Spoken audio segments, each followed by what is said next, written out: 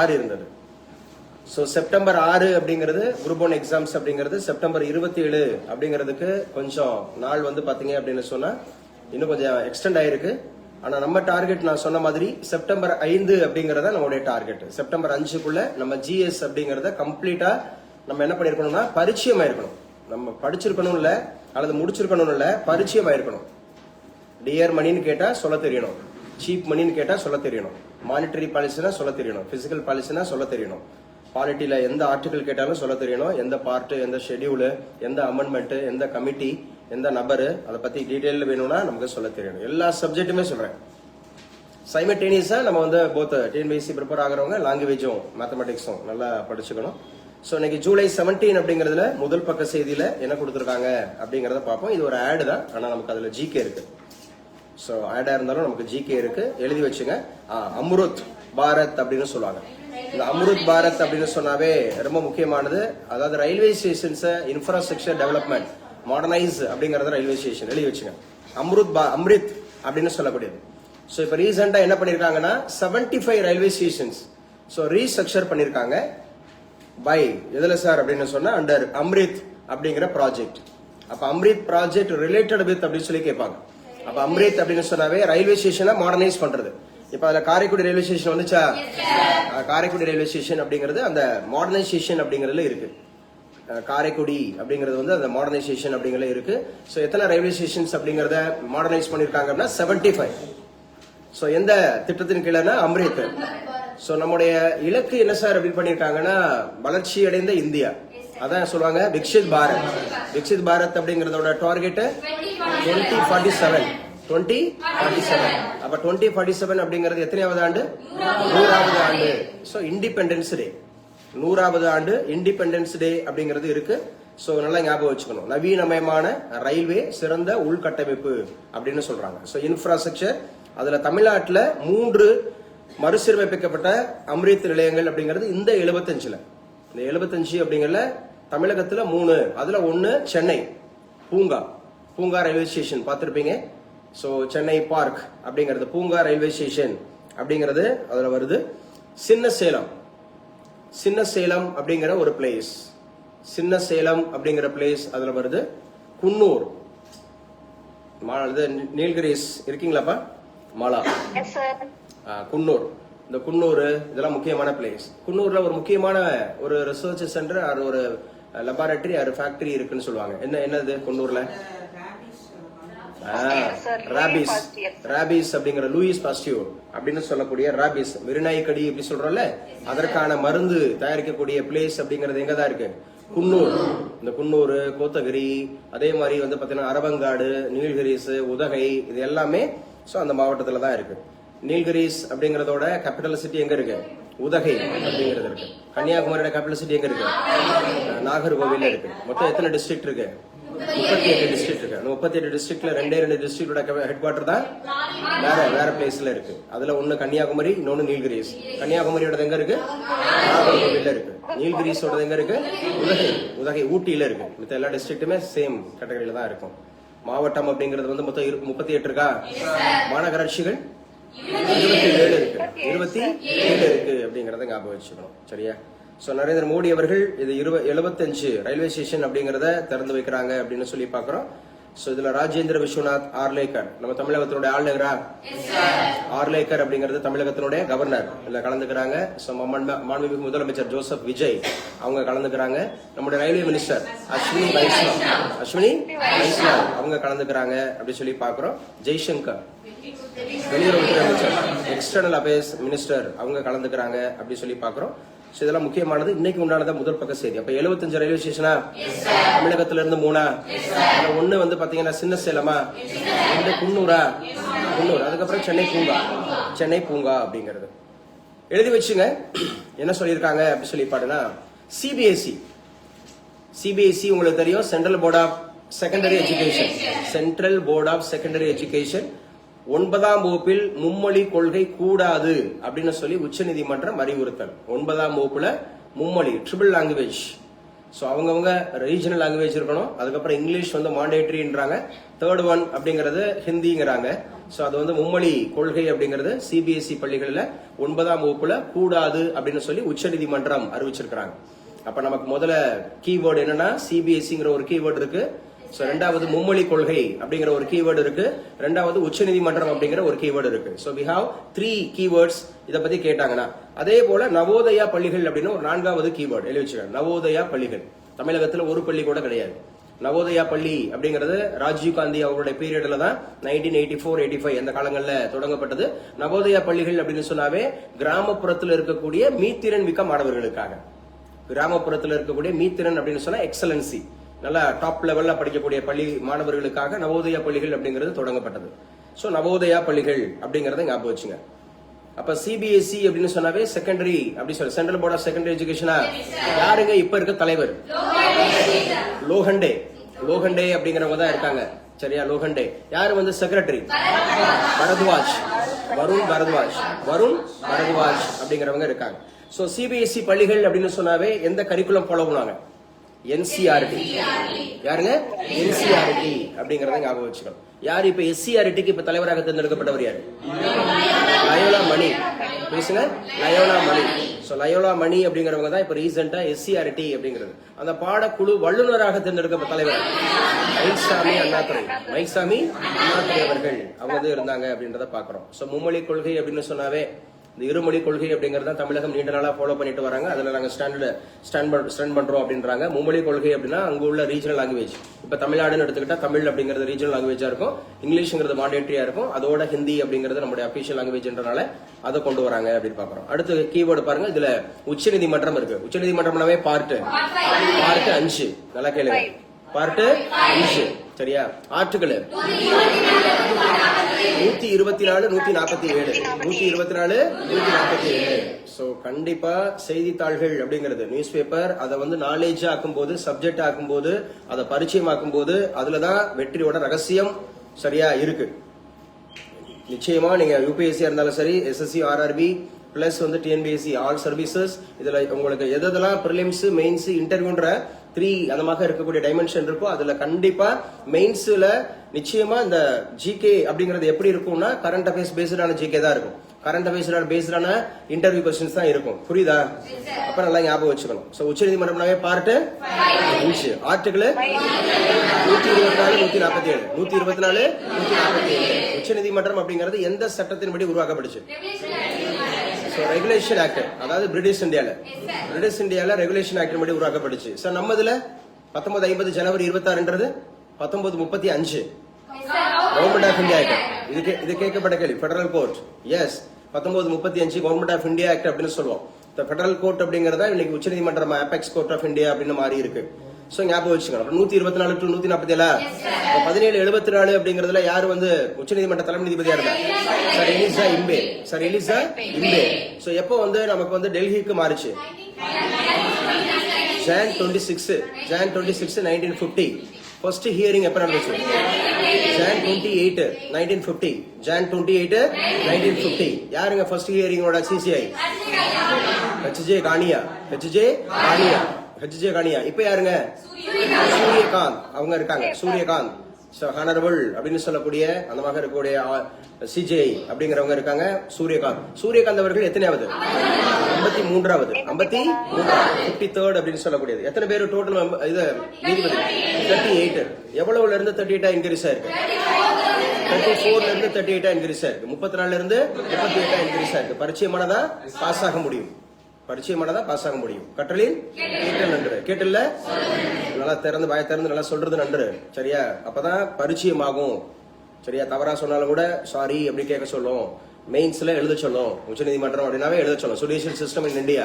So describe judicial system in India அப்படின்னு சொன்னா உச்சநீதிமன்றம், உயர்நீதிமன்றம், மாவட்ட நீதிமன்றங்கள், சார்பு நீதிமன்றங்கள், சோ அதுக்கப்புறம் தாலுகா, முனிசிபல் கோர்ட், இந்த மாதிரி எல்லாம் எழுத சொல்லி அது என்ன மாதிரி இருக்கு அப்படின்னு சொல்லி எழுத சொல்லும். சோ உச்சநீதிமன்றம் அப்படிங்கிற நீதிபதிகளை நியமிப்பவர் யார்? President of India. உச்சநீதிமன்ற நீதிபதி நியமிப்பவர் யாரு? President of India. So removal அப்படின்னு சொன்னா யாரு? ரிமூவல்னாவே பார்லிமெண்ட். சோ ரிமூவல்னாவே பார்லிமெண்ட். அப்ப பார்லிமெண்ட் அப்படிங்கறப்ப என்ன மெஜாரிட்டி வேணும்? ஸ்பெஷல் மெஜாரிட்டி வேணும். என்ன மெஜாரிட்டி வேணும்? ஸ்பெஷல் மெஜாரிட்டி வேணும். சோ மெஜாரிட்டி எத்தனை வகைப்படும்? 3 வகையான மெஜாரிட்டி இருக்கு. Simple majority, special majority, majority with state consideration. Simple majority, special majority, majority with state consideration. Single லைன்ல தான் இருக்கும். சிபிஎஸ்இல 9ஆம் வகுப்புல மும்மொழி கொள்கை கூடாது அப்படின்னு உச்சநீதிமன்றம் அறிவுறுத்தல். அப்ப நம்ம we have 4 அப்படிங்கிற நவோதயா பள்ளின்னு ஒரு பக்கத்துல வேற பார்த்தோம். அப்ப சிபிஎஸ்இ அப்படின்னு சொல்லக்கூடிய ஒரு கீவேர்டு, மும்மொழி கொள்கைன்னு ஒரு கீவேர்டு, உச்சநீதிமன்றம் ஒரு கீவேர்டு, இது நவோதயா பள்ளிகள்ன்ற ஒரு கீவேர்டு. புரிஞ்சா? இப்படிதான் ஒரு பேப்பரை படிக்கணும் நீங்க. சரியா? பேப்பரை படிக்கணும். பேப்பர் படிக்காம நீங்க வந்து வெறுமனே டெக்ஸ்ட் புக் எல்லாம் படிச்சு ஒரு போட்டித் தேர்வுல அதிகாரி ஆக முடியும் அப்படின்னா நிச்சயமா 100%. சரியா? ஆகவே முடியாது. இல்லங்க நான் வெறும் டெக்ஸ்ட் புக் படிச்சுதாங்க ஜெயிச்சுட்டு வந்தேன்னு சொல்லி யாராவது சொன்னாங்கன்னா அது வந்து ஏற்புடையது அல்ல.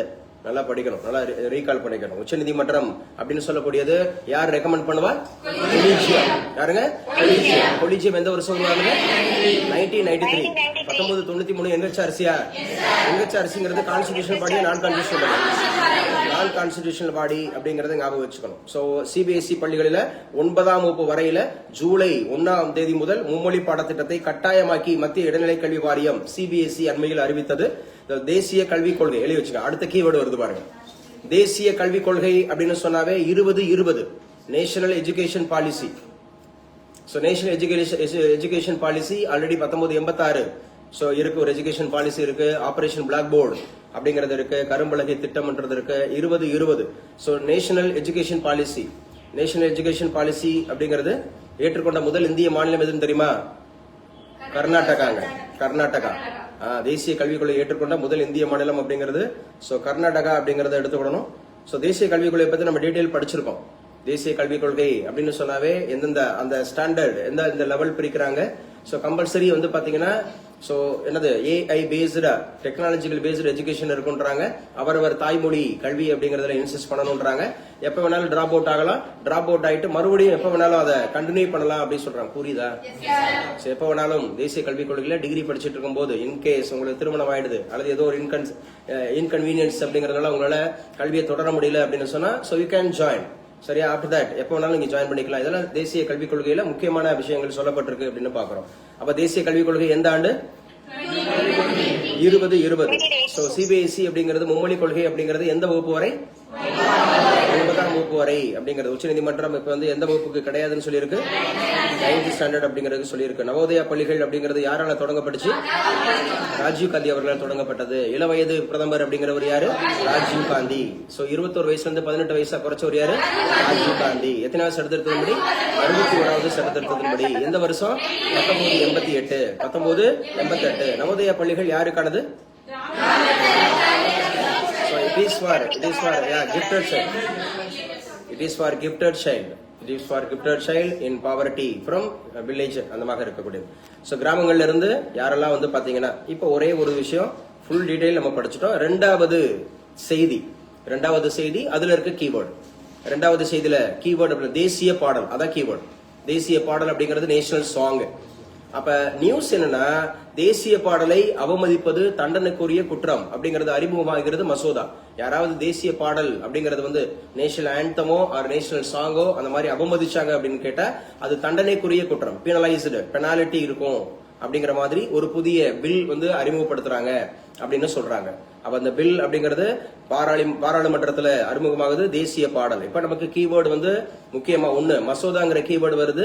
தேசிய பாடல் அப்படிங்கிறது வருது. தண்டனைக்குரிய குற்றம் அப்படிங்கிறது. தண்டனை அப்படின்னு சொன்னாவே இந்திய தண்டனை சட்டம் அப்படின்னு சொன்னாவே என்ன சொல்லுவோம்? ஐபிசி. இந்தியன் பீனல் கோடா? அப்ப இந்தியன் பீனல் கோடு எந்த வருஷம்? 1960. 1960 1860. 1860. சோ 1860 அப்படிங்கறதா ஐபிசி இந்தியன் பீனல் கோட், இந்திய தண்டனை சட்டம். இப்ப இந்திய தண்டனை சட்டம் என்ன பேர்ல மாறி இருக்கு? பாரதிய அது விசாரணை, அது என்கொயரி ஆக்ட் அப்படிங்கறதா அந்த மாதிரி இருக்கும். அப்படியா?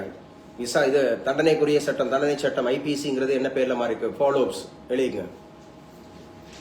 இப்ப 3 சட்டங்கள் இருக்கு. அதுக்கு இப்ப ரீசெண்டா இப்பதான் வந்து மசோதா பேர் மாத்தினாங்க. ஒன்னு ஐபிசி, இன்னொன்னு வந்து பாத்தீங்க அப்படின்னு சொன்னா சிஆர்பிசி. ஒன்னு ஐபிசி, இன்னொன்னு வந்து சிஆர்பிசி. 3 evidence act. சோ இந்த 3மே பேர் மாத்தி இருக்கிறாங்க. இது நாளைக்கு நீங்க தெரிஞ்சுட்டு வரணும். சோ நேத்திக்கு ஒரு 3 தெரிஞ்சுட்டு வர சொன்னேன், தெரிஞ்சுட்டு வந்தீங்க இல்லையா? ஒண்ணு வந்து பாத்தீங்க அப்படின்னு சொன்னா ஜமீன்தாரியா, ஜமீன்தாரி. கொஞ்சம் ப்ளீஸ். கைமையா கத்துனீங்கன்னா ஆன்லைன்ல இருக்கிறவங்களும் கேட்காது. ஃபியூச்சர்ல உங்களுக்கு யூடியூப்ல இது வந்து பதிவேற்றம் செய்யப்படும். ஸோ அப்லோட் பண்ணிடுவோம். அது வந்து ஃபியூச்சர்ல கேட்டுக்கலாம். அப்ப ஜமீன்தாரி சிஸ்டம்னாவே எந்த வருடம்? 1793. 1793. 1793. ஸோ 1793 அப்படின்னு சொன்னாவே என்ன ஆக்ட்? Charter act. 1793 ஜமீன்தாரி சிஸ்டமா? ஜமீன்தாரர்கள் அப்படிங்கிறவங்க விவசாயிகளிடமிருந்து அந்த வரிய மகசூலை வாங்கி யாரு கொடுப்பாங்க? பிரிட்டிஷாருக்கு கொடுப்பாங்க. அது இப்ப இருக்கா? நோ, அபலிஸ்ட் அப்படி சொல்லி பாக்குறோம் ஜமீன்தாரி அப்படிங்கிறது. சோ ரயத்வாரி சிஸ்டம் அப்படிங்கறத கொண்டு வந்தவர் யாரு? Sir Thomas Munro. Ryotwari system captain read. So okay, இவங்க எந்த வருஷம் கொண்டு வந்தாங்க? 1820. 1820 அப்படிங்கறது ரயத்வாரி சிஸ்டம். அப்படி எத்தனை பங்கு? 1/3. யாரு கொடுக்கணும்? பிரிட்டிஷாருக்கு கொடுக்கணும். ரயத்வாரி சிஸ்டம் இப்ப இருக்கா? No, it is also so abolished அப்படி சொல்லி பாக்குறோம். அடுத்து வந்து பாத்தீங்க அப்படின்னா மகள்வாரியா? மகள்வாரி அறிமுகப்படுத்தப்பட்ட ஆண்டு 1833 தான் செயல்படுத்துறாங்க. 1833. 1833 தான் நமக்கு செயல்படுத்துறாங்க. அப்படிதானே? 1833 யாரு? Lord William Bentinck. William Bentinck பிரபு. அப்ப வில்லியம் பெண்டிங் பிரபு அப்படிங்கிறவர் தான் இந்தியாவுக்கான முதல் கவர்னர் ஜெனரலா? இந்தியாவுக்கான முதல் கவர்னர் ஜெனரல். ஏன்னா வங்காளத்துக்கு தான் வந்து பாத்தீங்க அப்படின்னு சொன்னா வாரன் ஹேஸ்டிங்ஸ். அப்ப இந்தியாவுக்கானது யாரு? வில்லியம் பெண்டிங் பிரபு. அப்ப வில்லியம் பெண்டிங் பிரபுக்கு முன்னோடியாக சதி ஒழிப்பில் இருந்தவர் யாரு? Alphonso D Albuquerque. இவர் எந்த நாட்டை சார்ந்தவர்? போர்ச்சுகல் நாட்டை சார்ந்தவர். போர்ச்சுகல் அப்படிங்கிறது இவர் தான் எதை வாங்கினாரு? கோவா வாங்கினாரு. 1510 பீஜப்பூர் சுல்தான் இருந்து கோவாவை வாங்கினாரு. யாரு? யாருக்கு முன்னோடி? பிரபுக்கு முன்னோடி. எதுல முன்னோடி? சதி ஒழிப்பு முழுமையாக நிறைவேற்றப்பட்ட ஆண்டு 1829. 1829 சதி ஒழிப்பு சட்டம். 1828 என்ன அமைப்பு ஏற்படுத்தப்பட்டது? பிரம்ம சமாஜத்தை ஏற்படுத்தியதுல யாரு? ராஜாராம் மோகன் ராய். Who established பிரம்ம சமாஜ் அப்படின்னாவே ராஜாராம் மோகன் ராய். 1829 சதி ஒழிப்பு. தேசிய பாடல் 1875 எந்த டேட்? நவம்பர் 7. 1875 நவம்பர் 7. இந்த நவம்பர் 7 2025 150 ஆண்டுகள் முடிஞ்சு. சோ ஞாபகம் வச்சுக்கணும். தேசிய பாடல் அப்படின்னு சொன்னாவே நேஷனல் சாங் அப்படின்னு சொன்னாவே ஆனந்த மடம் அப்படின்னு கேட்டாவே பக்கிம் சந்திர சட்டர்ஜி. ஆனந்த மடம் பக்கிம் சந்திர சட்டர்ஜி அப்படிங்கறத ஞாபகம் வச்சுக்கணும். So 1875 November 7. அப்ப தேசிய பாடல் அப்படிங்கிற நேஷனல் சாங் இப்ப எப்போ இந்தியன் கான்ஸ்டிடியூஷன் அசம்பிளியால ஏற்றுக்கொள்ளப்படுச்சு? Jan 24, 1950. அதே மாதிரி நேஷனல் ஆந்தம் அப்படிங்கிறது எப்ப ஏற்றுக்கொள்ளப்படுச்சு? ஜனவரி 24, 1950. எப்ப முத பாடினாங்க? 1911 கல்கட்டா காங்கிரசேஷன். 1911 கல்கட்டா காங்கிரசேஷன். யார் பாடலாம்? சோ யாரு பாடினா அப்படின்னு கேட்டா ரவீந்திரநாத் தாகூர். யாரு பாடினாங்க?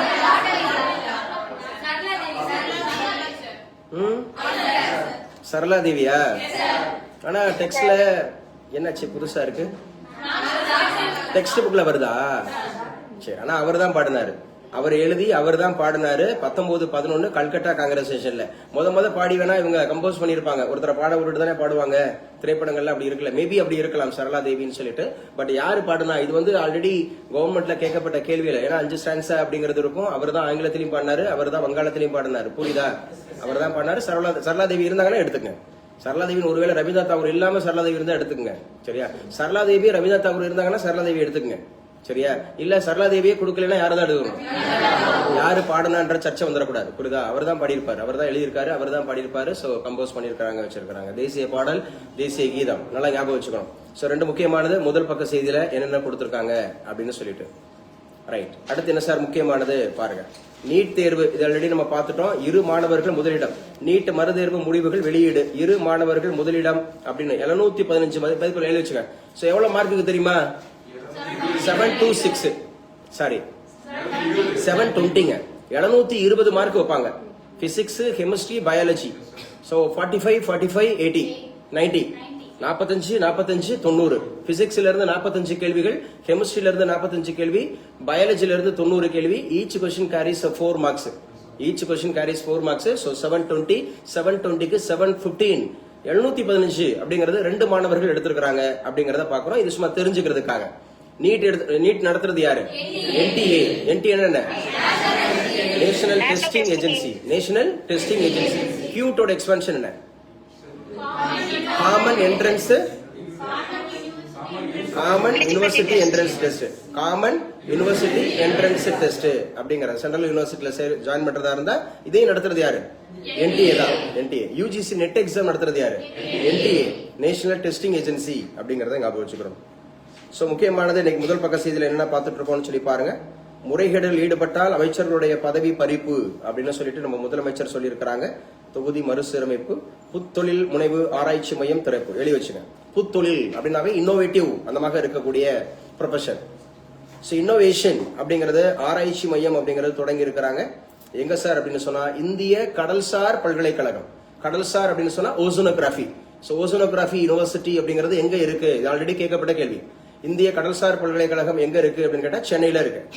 அப்ப சென்னையும் மும்பை IITயும் அவங்களுடைய கொலாபரேஷன்ல, சென்னையும் மும்பை IIT அவங்களுடைய கொலாபரேஷன்ல ஒரு ரிசர்ச் சென்டர் அப்படிங்கிறது. சோ இன்னோவேட்டிவ் அப்படிங்கிற மாதிரி இன்னோவேட்டிவ் என்டர்பிரனர். Innovative entrepreneur. புத்தொழில் முனைவு. தொழில் முனைவு அப்படின்றது என்டர்பிரனர் அப்படிங்கிறது தெரியும். என்டர்பிரனர் அப்படிங்கிறதுக்காக பிரத்யேகமாக இருக்க வங்கி என்ன? முத்ரா. முத்ரா வங்கி எப்போது ஏற்படுத்தப்பட்டது? 2015. முத்ராவோட எக்ஸ்பென்ஷன் என்ன? Micro units development refinance agency. எத்தனை வகையான கடன்களை வழங்குது? 3 வகையான கடன்களை வழங்குது. சிசு, கிஷோர், தருண். சிசு, கிஷோர், தருண். சிசுனாவே 50,000 வரைக்கும். 50,000 வரைக்கும். சோ அதே மாதிரி கிஷோர் 5 லட்சம் வரைக்கும். 5 லட்சம் வரைக்கும். இது வந்து தருண்ன்றது 20 லட்சம் வரைக்கும். ஆல்ரெடி 10 lakhs இருந்துச்சு. ஆல்ரெடி 10 lakhs இருந்துச்சு. இப்போ 20 lakhs வரைக்கும் வந்திருக்கு. என்டர்பிரனர்ங்கிற வார்த்தை டு அண்டர்டேக் அப்படின்ற மீனிங்ல வரும். என்டர்பிரனர் வார்த்தையை உருவாக்குனது யாரு? ரிச்சர்டு கேண்டிலர். என்டர்பிரனர் அப்படிங்கிறது ஒரு பிரெஞ்சு வேர்ப். அது டு அண்டர்டேக் அப்படின்னு அர்த்தம். தொழில் முனைவோர். தொழில் முனைவோருக்கு 2 முக்கியமான அந்த மாதிரி ட்ரேட்ஸ் அப்படி சொல்லுவாங்க. 2 தகுதிகள் இருக்கணும். என்னென்ன? To take risk. First innovation. First வந்து இன்னோவேஷன். இந்த செகண்ட் வந்து பாத்தீங்கன்னா டு டேக் ரிஸ்க் இல்ல, அந்த ரிஸ்க பியர் பண்றது.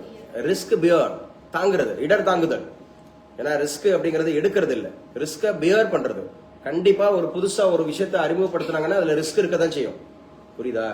ஒரு காம்படிட்டிவ் எக்ஸாம்ஸ்னு முத படிக்க வரீங்கன்னா இந்த மாதிரி வருஷங்களை ஞாபகம் வச்சுக்கிறது, நபர்களை ஞாபகம் வச்சுக்கிறது, பரிச்சயம் ஆகிறது, உட்கார்ந்து படிக்கிறது, கவனிக்கிறது, வாயை திறந்து சொல்றது. நிச்சயமா உங்க கல்லூரிகள்ல இப்படி வந்து உங்களை பேச விட்டு பார்த்தாங்களா? சொல்லுங்கன்னு சொல்லி சொன்னாங்களா? இப்படி பரிச்சயம் ஆக்கியிருப்பாங்களா? 1:1 கேர் பண்ணிருப்பாங்களா? ஐசா சொல்லுமா சொல்லிருப்பாங்களா? ஒருத்தரையும் நிச்சயமா சொல்லிருக்க மாட்டாங்க. அப்ப ஏதோ ஒரு இன்னோவேஷன் இருக்கு. அப்படித்தானே? மறுபடியும் சொல்றேன், பரீட்சைக்கு பாடம் படிக்கிறத விட பரிச்சயமானதான் பாஸ் ஆகும். இப்ப கூட கடையில நான் வந்து ஒரு கடையில போகும்போது, ஏன் சார் படிக்கிறவங்க பூராமே பாஸ் ஆயிருவாங்க சார், பாஸ் ஆயிருவாங்களா அப்படின்னு கேட்டார் அவரு. சரியா? ஒரு பார்பர் ஷாப்ல ஒரு படிக்கிற பசங்க பூராமே பாஸ் ஆயிருவாங்களா சார்? நான் சொன்னேன் படிக்கிற பசங்க பூராமே பாஸ் ஆயிருவாங்கன்னு. படிக்கிற பசங்க பூரா பாஸ் ஆயிருவாங்க அப்படின்னு என்ன அர்த்தம்? படிக்கிற பசங்க பாஸ் ஆவாங்க. படிக்கிற பசங்க பூரா பாஸ் ஆயிருவாங்கன்ற அவரோட துணி வேற மாதிரி இருக்கு. அதாவது 100 பேர் படிக்கிறாங்க, 100 பேர் பாஸ் ஆயிருவாங்க. அதுல படிக்கிற பசங்க பாஸ் ஆயிருவாங்க. அப்படிதானே? பரிச்சயம் ஆகிற பசங்க பாஸ் ஆயிருவாங்க. மெனக்கட்டுற பசங்க. இப்ப நான் சொல்லிட்டேன், IPC அப்படிங்கிறது CRPCங்கிறது பிளஸ் எவிடன்ஸ். அதை போய் தேடுற பிள்ளைங்க பாஸ் ஆயிருவாங்க. இப்ப ஜமீன்தாரி, மகள்வாரி பிளஸ் வந்து பாத்தீங்கன்னா ரயத்வாரி தேடின பிள்ளைங்க, அது என்னன்ற இயர படிச்ச பிள்ளைங்க, யாரால அறிமுகப்படுத்தப்பட்ட பிள்ளைங்க, எதற்காக படிச்ச பிள்ளைங்க பாஸ் ஆயிருவாங்க. அதுல இருந்து ஒரு கேள்விதான் உங்களை 1000 பேருக்கு அழைச்சிட்டு போகும். 1000 பேருக்கு முன்னாடி அழைச்சிட்டு போகும். காம்படிட்டிவ் எக்ஸாம்ஸ்ல ஒரே ஒரு கேள்வி. இங்க பாருங்க, இப்ப அசிஸ்டன்ட் ப்ரொஃபசர் எக்ஸாம்ஸ்ல 0.5ல மட்டுமே 1000 பேர் இருக்காங்க. 0.5ல இந்த இங்கிலீஷ் அந்த மாதிரி சப்ஜெக்ட்ல, தமிழ் அப்படிங்கிற சப்ஜெக்ட்ல 6000 பேர் எழுதிருக்காங்கன்னு வச்சுங்க. 5000 பேர் 6000 பேர் எழுதுறாங்க. மொத்தம் 42,000 பேர். இப்ப நீங்க ஒரு TNPSC குரூப் 4 அப்படிங்கிறது 20 லட்சம், குறைஞ்சபட்சம் 20 லட்சம் பேர் எழுதுவாங்க. குறைஞ்சபட்சம் 20 லட்சம் பேர் குரூப் 4ல. புரிஞ்சுக்கிட்டீங்களா? இப்ப நம்ம ஸ்ரீதேவி பாஸ் பண்ணுச்சுல 23 லட்சம் பேர்ல நம்ம சுரேஷ் பாஸ் பண்ணல 23 லட்சம் பேர்ல. அதுவும் கொஸ்டின் பேப்பர் பயங்கர டஃப்னாங்களா, தமிழ் வந்து பயங்கர டஃப்னாங்கல்ல. எல்லாரும் போராடினாங்க, ஓலைச்சுவடியில இருந்து கேட்டாங்க, எங்கெங்கயோ இருந்து கேட்டாங்க, சிலபஸ் படி கேட்கல, அதுல அடிச்சு ஜெயிச்சாங்க. அதுதான் முக்கியமானது. எல்லாரும் பாஸ் பண்ணதுல நான் பாஸ் பண்ணலங்க. இந்த ஏதோ ஒரு சொல்லுவாங்கல்ல ஒரு படத்துல, நான் எல்லாரையும் அடிச்சுட்டு டான் ஆகல, என்ன சொல்லுவாங்க, என்னது, நான் அடிச்ச ஒவ்வொருத்தரும் டான்றானு, நான் அடிச்ச ஒவ்வொருத்தரும் டாண்டா. அததான் சொல்றேன். ஒரு போட்டி தேர்வு அப்படின்னு சொன்னாவே எல்லாருக்கும் டஃபா இருக்கணும், அதுல நான் ஜெயிச்சிருக்கணும். எல்லாருக்கும் தெரிஞ்சது எனக்கு தெரிஞ்சிருக்கு அப்படின்னு சொன்னா அது வெற்றி இல்ல. எல்லாருக்கும் தெரிஞ்சது ரயத்து வாரின்னு சொன்னா எல்லாரும் டக்குன்னு எடுத்துடுறாங்க, வருஷம் என்ன 80-20 எடுத்துடுறாங்க அப்படின்னு சொன்னா எல்லாருக்கும் தெரிஞ்சிருக்கு அப்படின்னு சொன்னா அது எனக்கு தெரிஞ்சிருக்கு அப்படின்றதுல அதுல வெற்றியோட ரகசியம் இல்ல. ஒரு 10 பேரு அந்த மாதிரி இருந்ததுல எனக்கு ஒருத்தருக்கு தான் தெரிஞ்சிருக்கு, 100ல எனக்கு ஒருத்தருக்கு தான் தெரிஞ்சிருக்கு, அதுதாங்க வெற்றி. அப்ப புத்தொழில் முனைவா, இன்னோவேஷன் என்டர்பிரனர்னா ரிச்சர்டு காண்டிலனா, இன்னைக்கு எத்தனை பேருங்க இந்த மாதிரி வந்து ஒரு பேப்பரை வச்சுக்கிட்டு ஜிகே அப்டேட் பண்ணுவாங்க? நீங்க ஓபன் சேலஞ்ச், நீங்க தமிழ்நாட்டை பொறுத்தவரை எந்த ஒரு கோச்சிங் சென்டரா இருந்தாலும் சரி கரண்ட் அவேர்ஸ் நடத்துவாங்க, நிச்சயமா நடத்துவாங்க கரண்ட் அவேர்ஸ். ஆனா இந்த புத்தொழில் முனைவுன்றப்ப தொழில் முனைவை பத்தி இந்த இடத்துல சிசு, கிஷோர், தருண் 50,000, 5 லட்சம், 50 லட்சம், முத்ரான்னு சொன்னா micro units development refinance agency, it was started in the year 2015, it is for entrepreneur, வார்த்தை உருவாக்கின ரிச்சர்ட் கார்டிலன். இது வந்து பிரெஞ்சு வேர்பு, இதோட மீனிங் வந்து டு அண்டர்டேக். கைல்வழி என்னப்பா அப்படின்னு சொன்னா டு டேக் ரிஸ்க், இல்லப்பா அது வந்து ரிஸ்க் பியர். புரியுதா? இப்ப நான் நடத்திட்டு இருக்கிறது எக்கனாமிக்ஸ். இந்த ஒரு பாயிண்ட் நடத்திட்டு இருக்கிறது என்னது? எக்கனாமிக்ஸ். கடல்சார் பல்கலைக்கழகம்னா அது ஜியோகிராபி. கடல்சார் பல்கலைக்கழகம் என்னது? ஜியோகிராபி. ஐஐடி அப்படிங்கிறது எஜுகேஷன் சிஸ்டம். ஐஐடின்றது என்னது? Education system. ஆல் ஆர் அவர் சப்ஜெக்ட்ஸ், ஆல் ஆர் அவர் சப்ஜெக்ட்ஸ். இப்படிதான் நீங்க படிக்கணும். அப்ப கடல்சார் பல்கலைக்கழகமோ ஐஐடிமா? புத்தொழில் முனைவா ஆராய்ச்சி மையம் எங்க திறந்திருக்காங்க? சென்னை. பேசுங்க, சென்னை. சோ மெட்ராஸ்ங்கிறது சென்னை என்று இது சொல்லுப்பா அபி. எந்த வருஷம் சென்னைன்னு மாத்தப்படுச்சு? 1996. தமிழ்நாடு என பெயர் மாற்றம் செய்யப்பட்டதுதான் 1969. தமிழ்நாடு என பெயர் மாற்றம் செய்யப்பட்டதா 1969. 69 அப்படியே ரிவர்ஸ் பண்ணீங்கன்னா 96. அது கலைஞர் கருணாநிதி மெட்ராஸ்ங்கிற வார்த்தையை சென்னைன்னு மாத்தினாரு. மெட்ராஸ்ங்கிற வார்த்தையை சென்னைன்னு மாத்தினாரு 1996. Thiruvika, what's expansion of Thiruvika? Thiruvi Kalyana Sundaranar. திருவி கல்யாண சுந்தரனார் இவர் எந்த படைப்பாற்றல் மிக்கவர்? எந்த மாதிரியான படைப்பு அப்படிங்கிறது இவரோட சிறப்பு? ஓமை கவிஞர் அப்படிங்கிறது சுரதாவர், சுப்புரத்னதாசன் அவர். திருவிகா அப்படின்னு சொன்னாவே இந்த பயண கட்டுரைகள் சொல்லுவாங்கல்ல, அதுக்கு பேரு டிராவலாக் அப்படின்னு சொல்லுவாங்க. Travelogue, travel plus catalogue. எழுதிங்க, டிராவல் பிளஸ் கேட்லாக். டிராவலாக் அப்படின்னு சொன்னா பயண கட்டுரைகள் எழுதுறதுல திருவிகா ரொம்ப முக்கியமானவர். சோ திருவி கல்யாண சுந்தரனார். திருவி கல்யாண சுந்தரனார் அப்படிங்கிறதுக்கு ஒருத்தருக்கு பேர் வச்சிருப்பாரு, ஒரு இம்பார்ட்டன்ட் பேர் வச்சிருப்பாரு. தமிழ் தென்றல் அப்படிங்கிற பேர் யாருக்கு இருக்கு? திருவிகா. சொல்லுங்க. தமிழ் தென்றல் அப்படிங்கிற பேரு அவருக்கு இருக்கு. தமிழ் தென்றல் பேரு அவருக்கு இருக்கு, திருவிகா அப்படிங்கிறது. சோ பொதுமை வேட்டல் யாரு? திருவிகா. பொதுமை வேட்டல். இன்னும் தமிழ்ல நீங்க ரொம்ப போரா இருக்கீங்க, தமிழ்ல ரொம்ப போரா இருக்கீங்க. சோ பெண்ணின் பெருமை யாரு? திருவிகா. புதுமை வேட்டல் யாரு? திருவிகா. தமிழ் தென்றல் யாரு? திருவிகா. திருவி கல்யாண சுந்தரனா. ஞாபகம் வச்சுக்கணும், முக்கியம். சோ என்ன மாதிரியான படைப்புகள்ல ஒரு சிறப்புன்னு சொன்னேன்? பயண கட்டுரைகள். Travelogue. Travel plus catalogue. It is a blending word. Travel plus catalogue. அதாவது தான் சென்று வந்த பயணங்களை பத்தி எழுதுறது. சரியா? பயணங்களை, எந்தெந்த வெளிநாடுகளுக்கு போயிட்டு அந்த ஊர் பயணங்களை, அந்த ஊரை பத்தி சிறப்புகளை பத்தி எழுதுறது தான் டிராவலாக்னு சொல்லுவாங்க. Travel plus catalogue. ஞாபகம் வச்சுக்கணும். திருவிகா. அப்ப திருவிகா நகர் அப்படிங்கறது எம்எல்ஏ யாரு? திருவிகா நகர்னு ஒரு எம்எல்ஏ தொகுதி இருக்குங்க, சட்டமன்ற தொகுதி 234 தொகுதி இருக்கு. திருவிகா நகர். Exactly correct. அது ஆர்கே நகர். இப்ப அவங்க ஒண்ணு சொல்லுவாங்க, நான் கரெக்ட் பண்ணுவேன். ஒண்ணு சொல்லுவாங்க, நான் கரெக்ட் பண்ணிட்டே இருப்பேன். ஆர்கே நகர் அப்படிங்கிற ராதாகிருஷ்ணன் நகர் தான் மரியம் வில்சன். அவர் தான் வந்து பினான்ஸ் மினிஸ்டர். டி நகர் ஆனந்த். டி நகர் வந்து ஆனந்த் குசி ஆனந்த். யார சொல்றாங்க? திருவிகா நகர். சொல்லுங்க. பல்லவி அவங்களா சார்? பல்லவி அவங்க தான். சரியா? கிளாப் பண்ணுங்க. இப்போ யாருக்குமே தெரியாத ஒருத்தர் தெரிஞ்சிருக்கா? இதுதான் வெற்றி ரகசியம் சொன்னேன். இதுதான் வெற்றியோட ரகசியம். எல்லாருக்கும் தெரிஞ்சது. டக்குனு மரிய வில்சம் அப்படின்னா அவர் ஆர்கே நகர். டி நகர் அப்படின்னா புசி ஆனந்த். அவங்க வந்து ரூரல் அந்த மாதிரி இருக்கக்கூடிய டெவலப்மெண்ட் மினிஸ்டர் அப்படின்னு இருக்கிறாங்க. சோ அடுத்து என்ன சார் முக்கியமானது? இன்னைக்கு உண்டான கரண்ட் அஃபேர்ஸ் அப்படிங்கறது பேப்பர்ல இருக்கக்கூடியது. 3066 அஸ்திவார தூண்கள் அமைக்கும் பணி நிறைவு. பழைய மாமல்லபுரம் முதல் சோழிங்கநல்லூர் வரை பழைய மாமல்லபுரம். மாமல்லபுரம் யாருடைய தலைநகர்? பல்லவர்களுடைய துறைமுக தலைநகர். பல்லவர்களுடைய துறைமுக தலைநகர். பல்லவ நாடு என்ன நாடு அழைக்கப்படுது? தொண்டை நாடு. தொண்டை நாடு டேஸ் உடைத்து, சான்றோர் உடைத்து. தொண்டை நாடு என்ன உடைத்து? சான்றோர் உடைத்து அப்படின்னு சொல்லி. அவங்களுடைய தலைநகர் காஞ்சிபுரம். காஞ்சிபுரத்துக்கு வருகை தந்த சீன யாத்ரீகர் யுவான் சுவாங். யுவான் சுவாங் எவ்வாறு அழைக்கப்படுறாரு? யாத்ரீகர்களின் இளவரசர், தி பிரின்சஸ் ஆஃப் பில்கிரிமேஜ் அப்படின்னு சொல்லி. யாத்ரீகர்களின் இளவரசர் என்று அழைக்கப்படுறாரு யுவான் சுவாங். முத வந்த சீன பயணி யாரு? யுவான் சுவாங்க. பாகியான். பாகியான் யாருடைய அவைக்கு வந்தாரு? இரண்டாம் சந்திரகுப்தர் அவைக்கு வந்தாரு. இரண்டாம் சந்திரகுப்தர் அவைக்கு எங்க இருந்து வந்தாரு? சீனால இருந்து வந்தாரு. இரண்டாம் சந்திரகுப்தரோட பையன் யாரு? குமாரகுப்தர். குமாரகுப்தர் எந்த பல்கலைக்கழகத்தை ஆரம்பிச்சாரு? நாலந்தா பல்கலைக்கழகம் எங்க இருக்கு? பீகார்ல இருக்கு. நாலந்தா பல்கலை எங்க இருக்கு? இப்போ செயல்பாட்டுல இருக்கா? செயல்பாட்டுல இருக்கு. 2010 onwards அப்படிங்கறது செயல்பாட்டுக்கு வந்துருச்சு அப்படிங்கிறது. குப்த வம்சத்தை தொடர்ச்சி சொல்றாரு ஸ்ரீகுப்தர். அவருடைய பையன் கடவுட்சகர். அவருடைய பையன் முதலாம் சந்திரகுப்தர். முதலாம் சந்திரகுப்தருடைய பையன் முதலாம் சந்திரகுப்தருடைய மனைவி குமாரதேவி. லிச்சாவி பிரின்சஸ். லிச்சாவி இளவரசி குமாரதேவி. குமாரதேவி அப்படின்னு சொல்லக்கூடியவங்க எதில் இடம்பெற்ற முதல் இந்திய பெண்? காயின்ல. ஆமா, காயின்ல இடம்பெற்ற முதல் இந்திய பெண் அப்படின்னு கேட்டாவே லிச்சாவி பிரின்சஸ் குமாரதேவி. சோ இவங்களோட பையன் தான் சமுத்திரகுப்தர். சமுத்திரகுப்தர் எவ்வாறு அழைக்கப்படுறாரு? இந்திய நெப்போலியன். இந்திய நெப்போலியன் அழைக்கப்படுறாரு. இவருடைய மூத்த பையன் யாரு? ராமகுப்தர். இளைய பையன் தான் இரண்டாம் சந்திரகுப்தர். இரண்டாம் சந்திரகுப்தர் அவையில இருந்த நபர்கள் எவ்வாறு அழைக்கப்படுறாங்க? நவ எத்தனை? 9 நவரத்தினங்கள் அப்படிங்கறதுல ஏதாவது 2 நபர்கள் சொல்லுங்க. காளிதாசர், சரகர், சுஸ்ருதர், ஆரியப்பட்டா.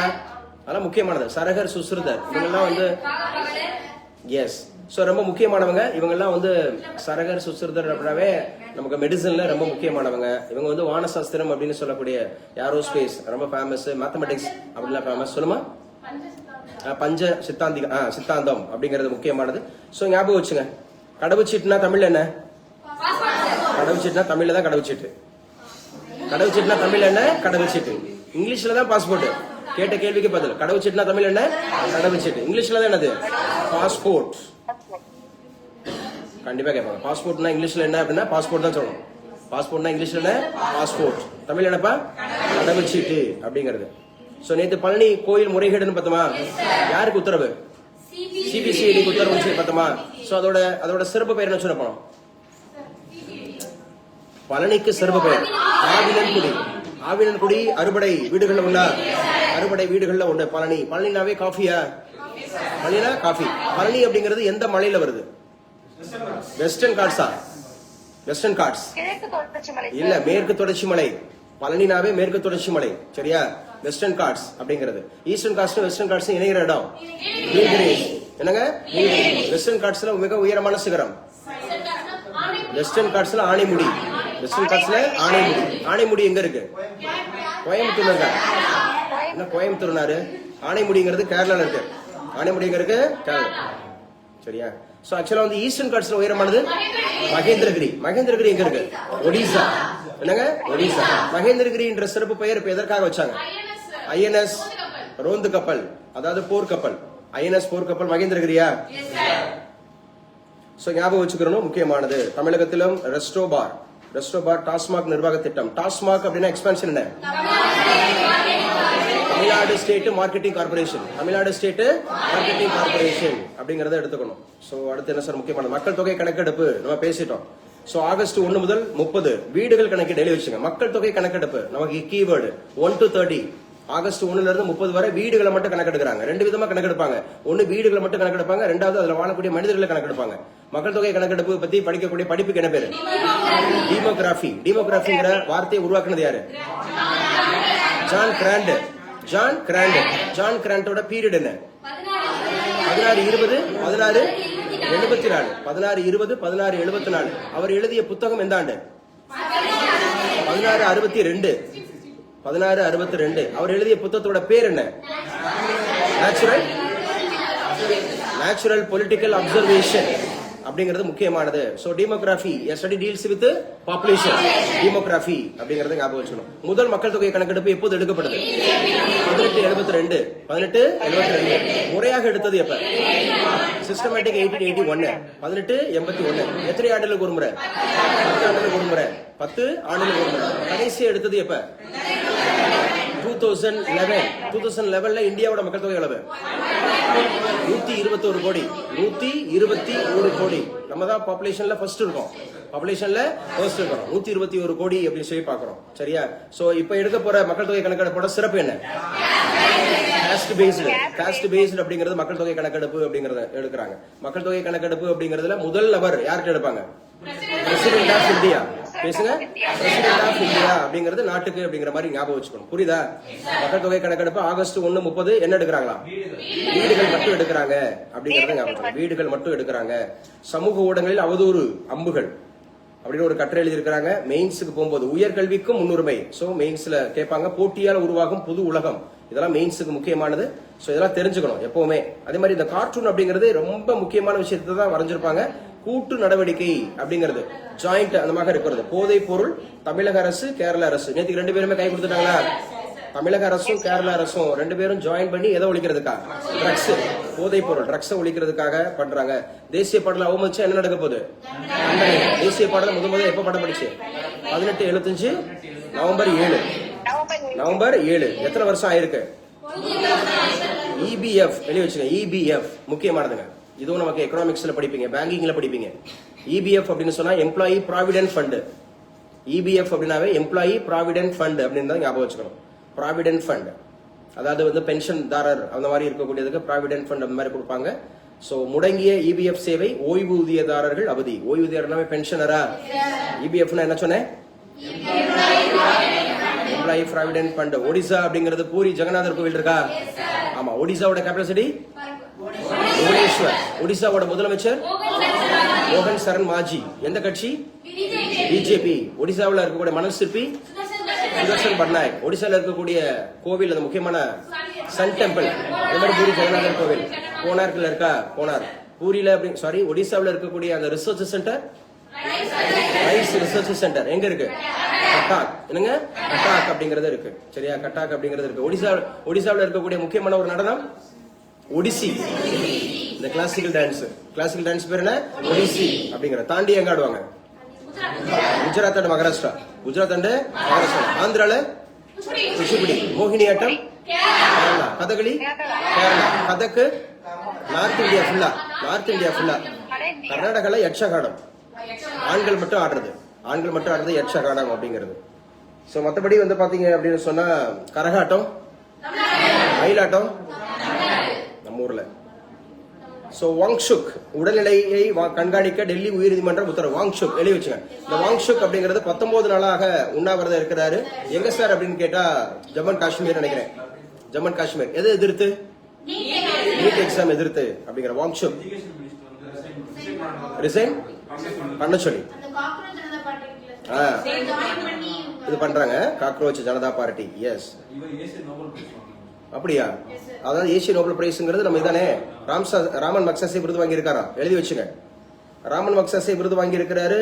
சோனம் வாங்சுக் அப்படிங்கிறது ஆசியாவோட நோபல் பிரைஸ் அழைக்கப்படுவது எது? ராமன் மக்சாசே விருது. எந்த நாடு வழங்குது? பிலிப்பைன்ஸோட கேபிட்டல் சிட்டி மணிலால இருக்கக்கூடிய வங்கி ஏசியன் டெவலப்மெண்ட் பேங்க் அங்கதான் இருக்கு அப்படிங்கறத பாக்குறோம். சோ டைம் என்ன? 10:30. சோ நம்ம டைம் ஓவர். சீக்கிரமா பார்த்து முடிக்கலாம். 5 லட்சம் கொடுத்து நீட் வினாத்தலை வாங்கிய பயிற்சி மைய உரிமையாளர். சிபிஐ தகவல். சிபிஐயோட இயக்குனர் யாரு? CBI Praveen suit. சிபிஐ உருவான ஆண்டு 1963. So CBI CBC Lokpal Lokayukta யாரோட பரிந்துரை? Santhanam committee period 1962-64. அமெரிக்காவில் அதிக அளவில் முதலீடு செய்யும் இந்தியா. இந்தியா நாட்டின் முதல் ஹைட்ரஜன் ரயில் இன்று தொடங்கி வைக்கிறார் பிரதமர். எந்தெந்த ஊரு கடையில? ஹரியானா. இந்த ரயில் பெட்டி தயாரிச்சது யாரு? ஐசிஎஃப் பெரம்பூர். எத்தனை பெட்டி? 10 பெட்டி. இது ஏற்கனவே படிச்சிட்டோம்ல. ஹைட்ரஜன் கண்டுபிடிச்சது யாரு? கேவண்டிஷ். ஹைட்ரஜன் அட்டாமிக் நம்பர் என்ன? 1. Hydrogen atomic number 1. Atomic number அப்படிங்கறத யாரு கொடுத்தது? மோஸ்லே. சொல்லுங்க, மோஸ்லே. சோ அதே மாதிரி மாஸ் நம்பர் மெண்டலீஃப். மெண்டலீஃப் எந்த வருஷம்? 1869. 1869. மோஸ்ட்லே தான் 1912. 1912. அட்டாமிக் நம்பர் எந்த எழுத்தால குறிக்கப்படும்? சோ அட்டாமிக் நம்பர் அப்படின்னு சொன்னாவே கீழே, அப்ப இஜெட். மாஸ் நம்பர்னாவே மேல, மேலன்றப்ப ஏ ஞாபகம். மாஸ் நம்பர்னா ஏ, அட்டாமிக் நம்பர்னா இஜெட் ஞாபகம் வச்சுங்க. அப்ப ஹைட்ரஜனா, முதல் ஹைட்ரஜனா எந்தெந்த ஊரு யாரு தொடங்கி வைக்கிறார் பாருங்க. எத்தனை கிலோவாட் அப்படின்னா 1200 கிலோவாட்.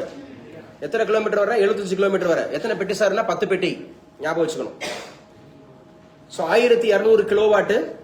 அதே போல 75 கிலோமீட்டர், 10 பெட்டி, சுமார் 2600 பயணிகளை ஏற்றி செல்லுமா? 2600. 2600 பயணிகளை ஏற்றி செல்லும் அப்படிங்கிறது எந்தெந்த ஊருக்கு இடையில சார்? ஜிந்த், சோனிபட். ஜிந்த் அண்ட் ஜோனிபட். ஜிந்துக்கும் ஜோனிபட்டுக்கும் இடையில 89 கிலோமீட்டர் தொலைவே 2 மணி நேரத்தில் கிடக்குமா? 89 கிலோமீட்டர் 2 ஹவர், 2 hours தான். 89 கிலோமீட்டர் தொலைவே 2 மணி நேரத்தில் கிடக்கும் அப்படின்னு சொல்லியிருக்காங்க. ஹைட்ரஜன் அந்த மாதிரி இருக்கக்கூடிய முதல் ஹைட்ரஜன் ட்ரெயின். முதல் ஹைட்ரஜன் ட்ரெயின்ல எத்தனை அந்த மாதிரி பெட்டிகள் இருக்கு? 10 அப்படிங்கிறது. எவ்வளவு பயணிகள் பயணிகளா? 2200. 2600. 2600 அப்படிங்கறத ஞாபகம் வச்சுக்கணும். எஸ். எத்தனை கிலோமீட்டர் வேகத்துல போகும்?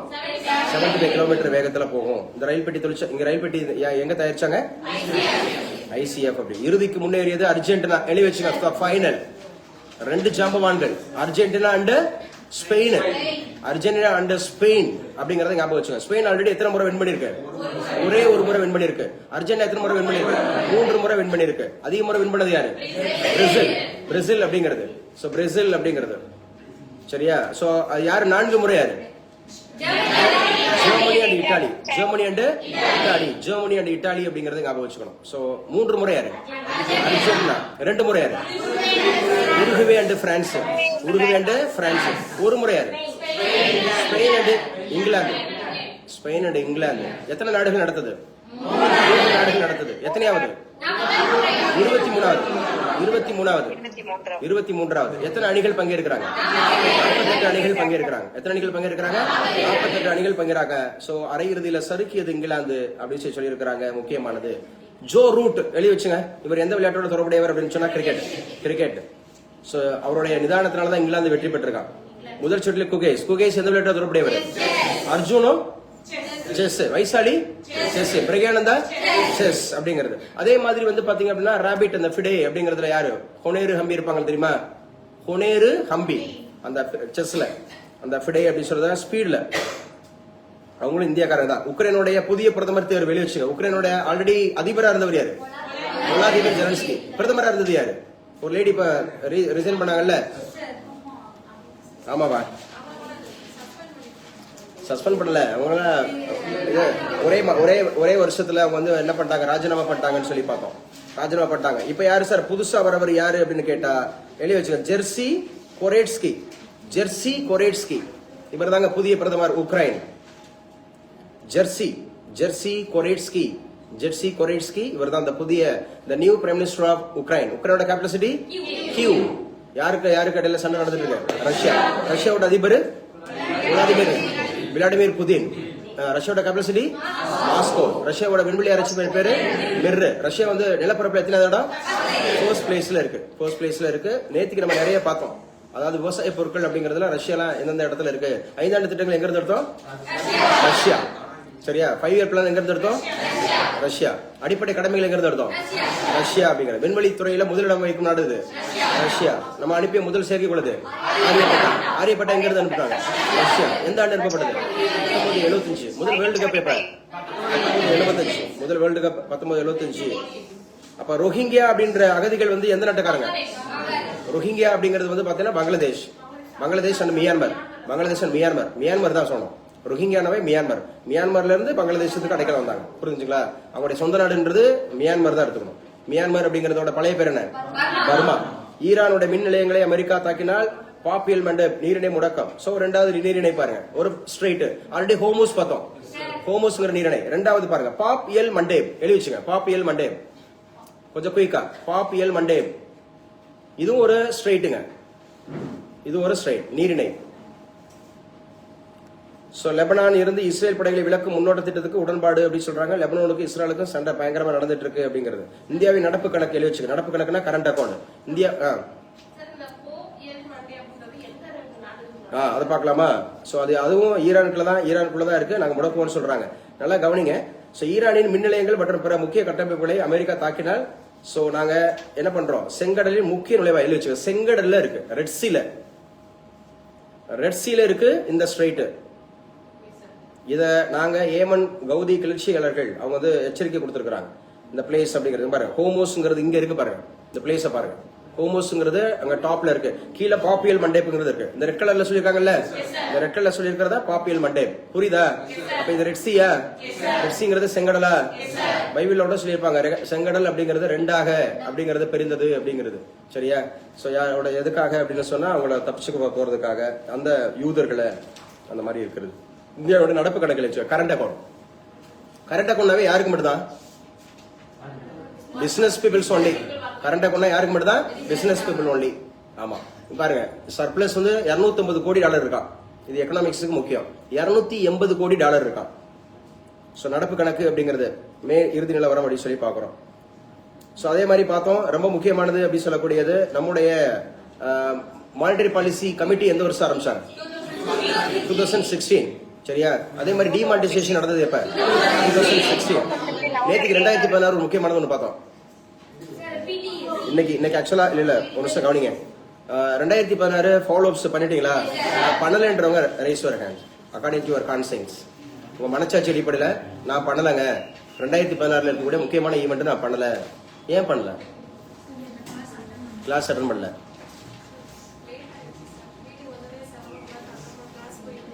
ஓகே, நேத்து கிளாஸ் அட்டன் பண்ணீங்களா? வரல. வேற யாரு சொல்லுமா? கிளாஸ் அட்டன் பண்ணல. ஆனா என்ன இருக்குன்றத உங்க ஃப்ரெண்ட்ஸோட டிஸ்கஸ் பண்ணிக்க. ஏதோ ஃபாலோ அப்ஸ் டெய்லி கொடுக்குறாங்களா, அதை நம்ம பண்றோமா அப்படின்னு சொல்லக்கூடியது. திருமண அருளும் நெல்லிய முக்கியமானது. என்னமா உங்களுக்கு லேட் ஆயிடுச்சு? ஓகே, ஒரு 5 மினிட்ஸ் பாருங்க. 5 மினிட்ஸ் பாருங்க. நெக்ஸ்ட் கிளாஸ் அப்படிங்கறத நம்ம ரேஷியோ அண்ட் ப்ரொபோர்ஷன் பார்ப்போம். அதுக்கப்புறம் எக்கனாமிக்ஸ் அப்படிங்கிற பார்ப்போம். ரேஷியோ அண்ட் ப்ரொபோர்ஷன்ல நம்ம எத்தனை சம்ஸ் நேற்று ஒர்க் பண்ணிருக்கோம்? 15 சம பார்த்திருக்கோம். 15 சமமே உங்களுக்கு புரியுதா? அதுல ஏதோ டவுட்ஸ் இருக்கா? சரி, ஆன்லைன்ல 15 சமமே புரிஞ்சிருச்சா? எதுவும் டவுட் இருக்கா? நோ. ஏசி அமர்த்தணுமா?